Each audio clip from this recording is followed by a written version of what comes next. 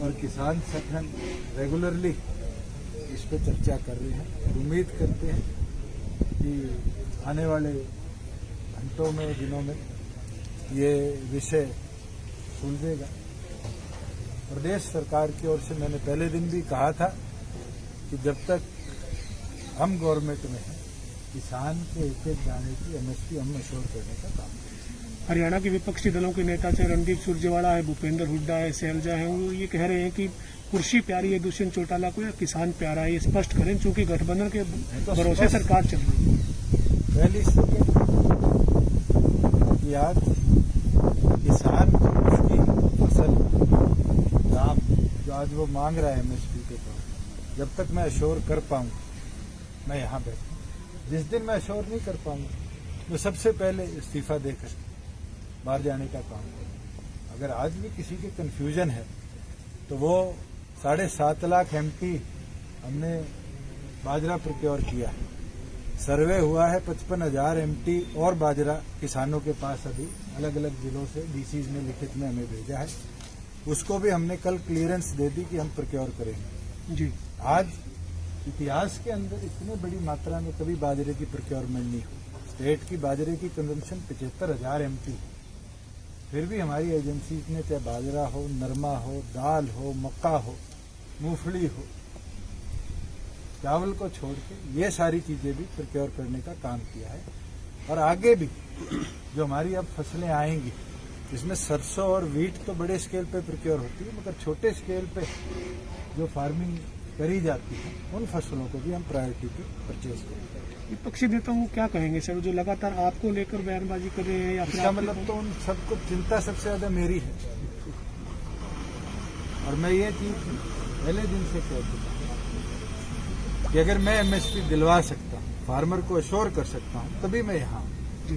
चौधरी देवीलाल जी ये कहा करते थे किसान की बात सरकार तभी सुनती है जब किसान की हिस्सेदारी सरकार में।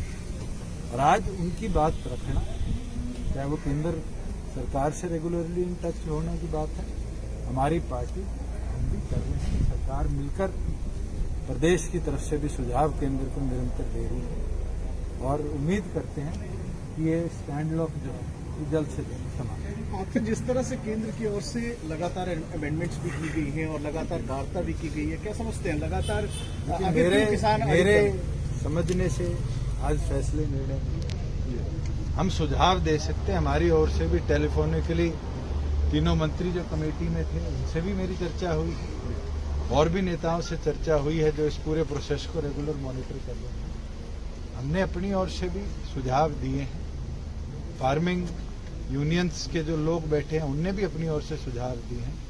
केंद्र ने भी बारी बारी बुलाकर उनसे चर्चा करी है और मुझे पूरा विश्वास है कि जल्द फार्मर जिस बात को समझेंगे, जो उनके बेनिफिट की चीजें हैं उनको रिटर्न में अगर केंद्र सरकार देने को तैयार है तो मुझे लगता है कि ये उनके संघर्ष की जीत होगी। दुष्यंत जी, आप खुद किसान नेता हैं, किसान परिवार से आप आते हैं, आप बार बार आप लोग कहते हैं, तो जो किसान आवाज उठा रहे हैं इस कानून को लेकर, क्या आपको भी लगता है कि जो आवाज है वो उठा रहे हैं, जो बदलाव की वो उम्मीद कर रहे हैं, बदलाव चाहते हैं, वाकई में वो सबसे बड़ी मांग और सबसे पहली मांग इस पूरे मूवमेंट की ये थी कि इसके अंदर चौथी चीज ऐड करी जाए जो एमएसपी की।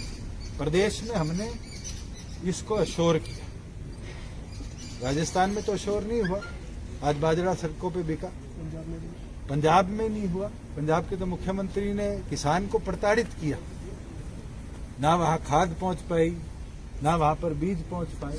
आज पंजाब का किसान इसलिए भी एग्रेसिव है कि पंजाब की सरकार ने प्लान्ड तरीके से जो सोइंग सीजन था, प्रोक्योरमेंट सीजन था, इसके अंदर फार्मर को प्रताड़ित किया। हरियाणा के अंदर तो हमने वो व्यवस्था बनाई और बेहतरीन तरीके से बनाई। आगे भी आप देखेंगे गेहूं की जब खरीद होगी तो और बेहतर तरीके से उसको हम करेंगे। एमएसपी की जहां बात थी, मुझे लगता है डॉक्टर अजय सिंह चौटाला जी ने सबसे पहले इस पूरी मूवमेंट के अंदर ये कहा था कि केंद्र उसको अश्योर करे, और केंद्र ने, बड़ी खुशी की बात है कि कल रिटर्न में दिया है।